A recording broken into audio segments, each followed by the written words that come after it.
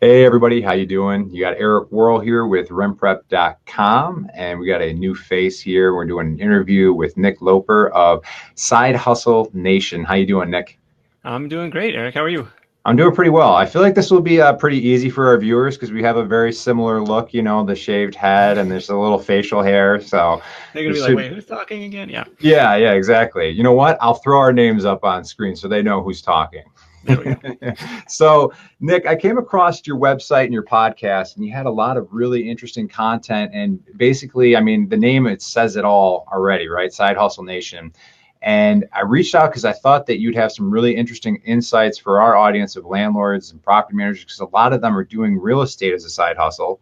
But you interview all sorts of people from all sorts of walks of life talking about their side hustles. So I was wondering if you could kind of tell us about how you got started with this journey. And I don't know if it started with the podcast or the website, and then what it's evolved into, and just tell us a little bit about your project. Yeah, absolutely. So, of course, real estate is one of the oldest side hustles in the book. There's the side hustle Shih Tzu right now speaking. My PR director, or whatever title I gave him. The so my original side hustle, and I've been helped by real estate, and I've been burned pretty bad by real estate. So not super involved with direct ownership right now or direct investment right now, but as far as what got me started in the entrepreneurial world, actually was a lease option property that I owned back 10 or 12 years ago. Kind of luckily got out just before the crash, but Mhm. really the business that got me started online was a footwear comparison shopping site. It would aggregate the catalogs from Zappos and Amazon and all these other stores, and would collect a commission or finder's fee for anybody who ended up buying shoes through the site. And that business had a good run. Eventually became a full-time focus for me. And then while I was running that, started half a dozen other side projects, most of which kind of died a quiet death in some corner of the internet. But a couple of those have stuck around and actually outlived the shoe business. And one of those is the Side Hustle Nation blog and podcast. Yeah, and I mean, you have a really big following. I mean, what do you like? What is your typical podcast? I mean, how many listeners are you getting, if you don't mind letting us know? Maybe 20,000 people a week. Yeah, yeah. So you get a lot of people tuning in, and I've listened to several episodes, and the thing that's great about it is that every episode has so much different content. And we're going to be discussing 5 different episodes that you kind of picked out that you thought some of our listeners might like.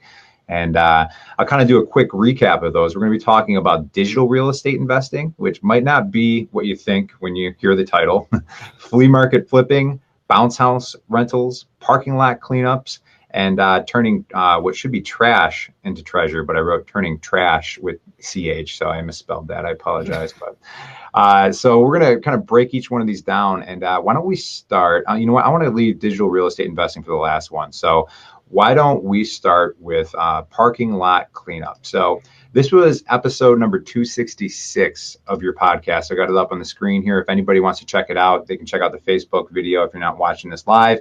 We got all the links for everything below in the comments. So parking lot cleanup guy, what do you remember from this podcast? What did you learn from him? This was a pretty inspiring story. So this guy's actually been he's been running his parking lot cleanup business since like the early 80s. Started as a side hustle. I forget what his he was like working in sporting goods or something, like working retail. You were sporting goods, And yep. early mornings, late at night, he's like, this is the perfect side hustle because you can't do it when the cars are in the parking lot, right? But I can go in before work and just walk these lots. And he's like, anybody who can walk can do this business, right? And he's got like a little video of him like sweeping stuff into a little sweeper container, like the kind you see at Disneyland and stuff. Yeah, the butler, right? Isn't that what it's called? Hey, I don't know. I was really impressed with this because it's like, oh, this is a no-brainer thing. And he got his first customers just by like, asking I think it was either, I don't remember if it was the core tenant in kind of like the little shopping center or if it was like the property management company that was in charge of it. But they said, well, actually, we've been having a hard time finding a reliable service to do that. So yeah, absolutely. Why don't you do it for a week, and if we like you, we'll keep you, kind of a thing.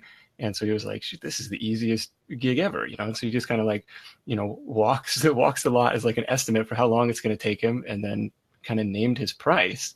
And over the last 30 something years, he's built this into a $600,000 a year operation. He's based in Calgary, so I don't know how wide he's like expanded geographically, Mhm. but now has other people, other contractors to go do the quote dirty work for doing the lot cleanup. I was like, man, this is something that almost anybody could do. And he made the pitch, of course, that it's the perfect side hustle because it's got to be done kind of in off hours. Yep. And one of the things I thought was interesting about his story is that he first started by approaching property managers. Like he had a bunch of property management clients that were paying him, and he said it worked out to about $30 to $50 an hour. And I wonder too if there's somebody listening to this who maybe is a property manager, but they can talk to their brother and be like, "Why don't you pitch us on cleaning up the lots or something?" So it's definitely very applicable to our audience too. The fact that he got this start, and the thing that I liked about it too is that he was working this job, and like you said, it was a side hustle, and then within a few months realized, you know what, I'm making more money on the side hustle than my full-time job, so let's just make the switch. Yeah, I could just do this a few hours, early morning, and I kind of have the rest of the day ahead of me. I was inspired by that one because it was like super simple. Almost everybody's going to have like a shopping center or several in their town that might have a need for this. And he went into some details on like, well, how would you go about getting clients, and what's your pitch like, and how to price it. And it was an interesting one, just one of those like, oh, business ideas are everywhere kind of a thing. Yeah, yeah, the simplest business idea, right? America's simplest business, I think he called it. Yeah. All right, the episode number 274, moving along, is turning trash into treasure. And this was actually the first one that I discovered of yours, and I was just like enthralled by it because I'm just like reading up on this guy who made, I think it was over $1,100 before your podcast at 11 o'clock in the morning, flipping some pallets, right? Yeah, we recorded probably around noon his time, and he was like, "Well, let me give you an example. I picked up this stuff over here." I was like, "Oh man, that sounds like a pretty good day." I'm obsessed with these like types of businesses. These are like the junk hauling services. I met a company. It's called Eco Scraps, where they're basically getting scrap food, or even sometimes getting paid to take it away, Mhm. and then packaging or reselling that stuff. So it's like, if you can get your inventory for free, like that's a fantastic business. Even people kind of trolling the free sections on Craigslist. Like the last time we moved, we had a company, or I guess just a guy, but it's kind of like towards the evening, and he pulls up in this box van, and it's like loaded to the brim with stuff. And he picked up this dresser from us for free because we just wanted to be rid of it. It's Yep. like, that has to be a bit, he has to be like flipping this stuff. Otherwise, like, what are you doing with this whole like van full of Craigslist stuff? Yeah. But the pallet flipping guy, so his business was, over the last 20 years in Birmingham, had built this network of industrial companies that either needed pallets or needed to get rid of pallets. And he had a bunch of other kind of industrial shipping byproducts that he dealt with too, like 55-gallon drums and giant cardboard boxes and all sorts of stuff. But his business was essentially playing matchmaker, where this company would receive their materials or whatever in on these giant pallets, and then they would pile up because they didn't know what to do with them. Mhm. And meanwhile, a block and a half down the street is the other company that's like, well, we need that to ship our products out. And so a lot of times he would get his inventory for free, load them up into the back of a pickup truck and a flatbed, and drive it around the block, drive it across town, and cash in $3-4 a pallet, or whatever price he had set. I was like, again, another super simple one. And since we Yeah. talked, I see pallets everywhere, and I'm like, pallet money, pallet money. I sent him a picture. It was in San Diego, and it was the same thing, like a flatbed loaded. They probably had 50 or 60 on there, and he texted me back and was like, "Yeah, that's probably $700 right there." I was like, Yeah. side hustles are everywhere. Yeah, that's so crazy. One of the things I loved about that podcast episode too is the fact that he said like he went somewhere and then he found a forklift driver and he's like, "Hey, here's $10. Will you load all these?" And the guy's like, "Yeah, sure." Yeah, So he's like, well, it's either going to be a crazy workout and I'm going to load these 50 things out of the back of the truck yeah, myself, or hey, here's a forklift driver sitting around. I can buy him lunch. yeah, not bad margins on free when your product that you're selling is free. Yeah, yeah. I was kind of excited by that. We were actually on Google Maps during the call, because he was like, "Well, here's what you do." Back in my day, we didn't have Google Maps when he started, but he's like, "What you do now is like you kind of like mouse over the industrial areas of your town, and you can kind of zoom in. And of course, the satellite picture isn't real time, but you can get an idea of like, oh, that company has a stack of pallets out back. That company has a stack of pallets out back. They are either suppliers or buyers in this potential business. And I was like, well, that's an interesting one. So you just roll up, and he would ask the question, what do you guys do with those pallets? I forget how he phrased it, but it was just like kind of playing dumb, playing innocent, and asking about, figuring out, hey, are they going to be a buyer or a seller on my spreadsheet? Yeah, I love it. That's great. I mean, it reminds you a lot of, like, in real estate too. We get a lot of people that, they'll just go out driving for doors, like looking to see if there's any deals, and just kind of knocking on doors, calling people, putting up flyers. So this guy's doing the same thing, but just in the industrial parks. And, in that one particular case, flipping over $1,100 before noon. So it's a pretty good flip. Not a bad deal at all. Yeah. Let's go to a different type of flip. So episode number 147 of your podcast, you had on the flea market flipping guy. So tell us a little bit about that. And this one is one of my favorites, and I actually need to do, I'd love to do a Where Are They Now episode with Rob, because he's now taken this business full time. When we recorded, it was still on the side. He was actually, I think, a real estate inspector by day, but doing the flea market flipping stuff in the evening, or, nights and weekends. What his gig is buy low, sell high. It's the same business as Walmart and Amazon and, any store in the history of stores, right? What he kind of specialized in was what he called the odd items. So you can find him, he's in either Tampa or Orlando, I forget, somewhere Central Florida. And you find him at the local flea market every weekend looking for the weird stuff. And so he told me the story of finding a prosthetic leg that he picked up for 30 or 40 bucks and flipped it on eBay the next day for $1,000. I was like, that's a good margin. That's a nice markup. Yeah. You just hope it was legit and there wasn't some guy missing his leg, who got roughed up in the parking lot over here. Turn it into like a lamp from Christmas Story or something. There you go. Yeah. He told me the story of finding kind of like these high-end exercise bikes from like physical therapy offices for $200 or $300 and turning them around for a couple grand. When we caught up at a conference last year, and he said he's gone bigger. Like he talked about buying like a school bus car wash or something. And I was like, where are you storing this? He's like, it's just in our side yard right now.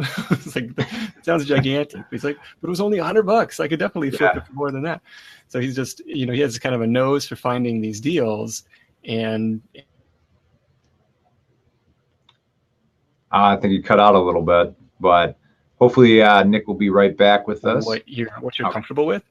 He said his wife got started. He's like, she specialized like in kids and baby items. She's like, she won't spend more than $3 like per item, whereas he wanted to make sure he could like make at least $100 spread. I think on, I forget what he's buying. It was either sell it for more than $100 or have $100 profit in an item. Okay. Yeah, I knew at my previous job, I worked in an advertising agency, and one of our clients was actually a CEO of a pretty large bank, and this was his side hustle hobby, is that he was really into antique razors, so those single blade razors that you'd find, and he'd go to flea markets, and he's like, you can find them for $5 and flip them for like $150 online.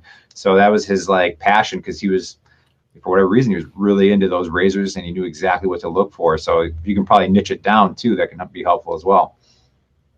I had a guy who just sent me a pitch a couple months ago on kind of like the Storage Wars side hustle, where don't do it on, like abandoned storage auctions.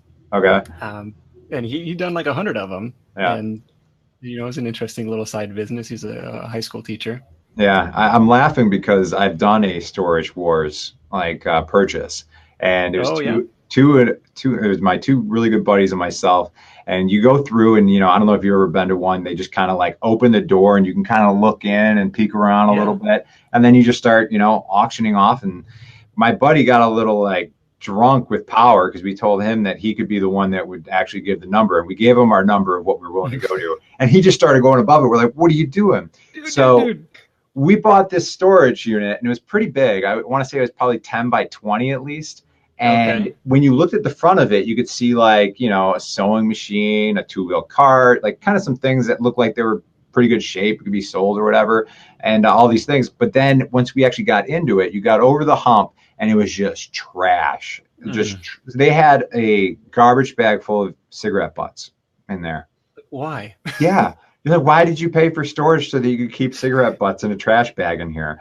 So I spent an entire day just making no money and cleaning out a storage unit for somebody. It Hmm. was a good time. Yeah, a little bit of a treasure hunt, like all of these. Yeah, exactly. All right. Moving on to episode number 280. So you had a gentleman on the podcast who talked about his bounce house rental business that he's doing on the side. Do you want to talk about that a little bit? Yeah, I love this one because this was somebody who was looking for a side hustle, working full time in IT, wanted to get involved in real estate investing, but was like, look, I don't have the capital right now. Goes to his kid's friend's birthday party, and there's like one of those inflatable bounce houses there. And he's like, well, you know what? Somebody is making money off of this. Somebody's renting this house. He's like, that's kind of like real estate in a way. So he goes home, finds a used one on Craigslist for 800 or 900 bucks, and starts renting it out for 130, 140 bucks a day. He's like, man, when you look at that compared to the 1% rule in traditional rental real estate, this is blowing it out of the water. And there's, now he's gone to the point where he's got kind of a delivery and setup guy. He's got another virtual assistant who's kind of answering the phones and taking bookings. So it's really kind of a way, he's found a way to turn this pretty passive. And I was in. Hopefully you'll be right back. I think I just lost you for a second there, but you said is this pretty passive income that he kind of was generating for himself? Yeah, he'd found a guy to deliver the bounce house to the customer and then set it up, take it down at the end of the day, and also to have a virtual assistant who's answering the phones and kind of coordinating the bookings. So, was able to minimize his time investment, and I thought he had a pretty smart setup.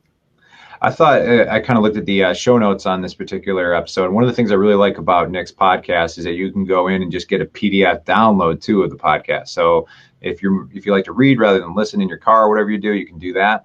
And on the show notes, you kind of talked about how his virtual assistant was helping him because they were booking these things, and he had somebody that could actually respond to these sales leads very quickly.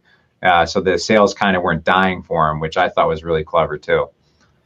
Yeah, he mentioned the platform Thumbtack for getting a lot of his customers, and it's a platform that really relies on speed of response. So if you're sitting there, working your day job from 9 to 5, that could be a little bit tricky. And so that's where he found some success in kind of processing those replies and then having somebody else do that while he was at work.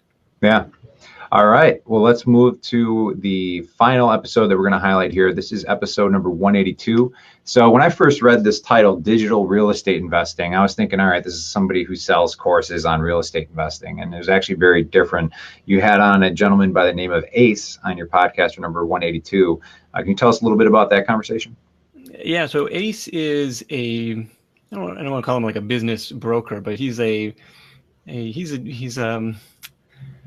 I don't know, he's like a mogul, he's done like 30 or 40 different businesses and really specializes in online businesses, e-commerce businesses, content-based blog businesses, affiliate businesses, and the reason that is attractive to him is because the multiples are very, very strong, right? You could buy an online business at 2, 3, 4 times annual earnings versus you could buy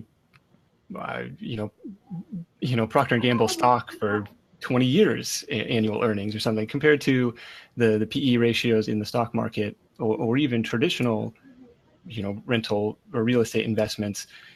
Just blows it out of the water. And of course, there's more risk. There's more time management involved in upkeep for these businesses, but the returns are there. And Ace kind of specialize in putting management or putting a team in place to maintain those businesses and also to grow them. So he had a couple examples where he, bought it for this price and then made a few tweaks. And then several months later, it was earning more per month. So he's able to turn around and sell it for kind of a fix and flip situation. Yeah. So, I mean, in some ways, he's a lot like a real estate investor, but he's just doing it digitally online. So he sees something where he's like, you know what? Like a real estate investor might look at a property and say, I think I can put $20,000 of rehab into that and flip it and sell it for more. Where this guy's looking at a property, but it's online, and buying a business and saying, I think the one example you had mentioned in your show notes was that somebody had a website and 60% of their traffic was coming from mobile, and the website wasn't even mobile optimized. So he's like, you know what, we can buy this, we can optimize it for mobile and start, converting on this traffic better. And then just like that, he had a way more profitable business than what he bought it for. Yeah, looking at the inefficiencies in the market and looking for properties that are already cash flowing, right? The same thing. It's like, hey, there's already tenants in place. Hey, there's already traffic coming to this website. People are already clicking on the ads. People are already buying the products. And, with a little bit of upkeep, maybe I have a virtual assistant, or maybe I have a team member who, likes writing about whatever topic that it is. And I can keep that going and potentially break even in 2 or 3 years. And everything after that is gravy. It's kind of an exciting frontier to think about of, okay, how can I multiply money? Yeah. And I think one of the most interesting parts, at least to me, is that he's buying these businesses and he's not having to hire 10 employees, or he doesn't have to worry about a roof over the business because it's all existing online. So there's a lot of the maintenance stuff that gets pulled out of a typical business that you're not dealing with, but you just have to kind of know what you're doing as far as how to optimize that business and know the numbers and how everything works. But like most of your podcast episodes, you can just go to the podcast, and there's also show notes, and there's all sorts of resources that you can check out to learn more about each individual podcast and what that guest is offering, right? Yeah, what Ace left me with that has really stuck with me was the little soundbite of, when I need money, I go buy it. And he was giving the example of, talking to his mentor, and he's like, I need a new computer. And the mentor was like, well, why don't you just build it? I mean, you could build that from scratch if you wanted to. He's like, are you kidding me? I don't know how to build a computer. It's like, well, why are you trying to build income from scratch? Go buy it, dummy. So it's like, when I need money, I go buy it. That's kind of shifted my mentality on some investing stuff. And, well, why try and build something from scratch? Why try and reinvent the wheel when, some cash flows are already out there? Yeah, I think it's more romantic to like reinvent the wheel and think that you're like the first person to ever do something. But even when you're done, you probably weren't the first person to do it unless you're Elon Musk. Right. So it's like somebody out there has already done it before, see how they did it, and then try and do it just as well. So Nick, if people want to check out your website, they can go to sidehustlenation.com. You got the podcast, and then you also have some other resources on your site as well. Yeah, absolutely. Sidehustlenation.com is the home base. If you hit sidehustlenation.com/ideas, kind of a constantly updated laundry list of part-time business ideas. If you're thinking, hey, I got to diversify out of the real estate stuff, although there's a handful of different flavors of real estate investing that we've talked about, both this digital variety and online, including wholesaling and raw land. And we've got an episode coming up with a kind of creative financing specialist. So we dabble in the real estate world as well. Cool. Very cool. Well, thank you for your time. We appreciate your insights. And it's so interesting getting so many insights from you because of all the people that you've met over the years just from doing your podcast. So that's really cool to kind of tap into those insights. Yeah, I get excited every week. There's always new ideas coming down the road. Yeah. All right. I love it. All right, Nick, thanks again. And hopefully we'll keep up with you, and people can check out your podcast, and maybe someday down the line, we'll catch up with you again and have you on for another video series. All right. Sounds good. We'll talk to you soon. All right.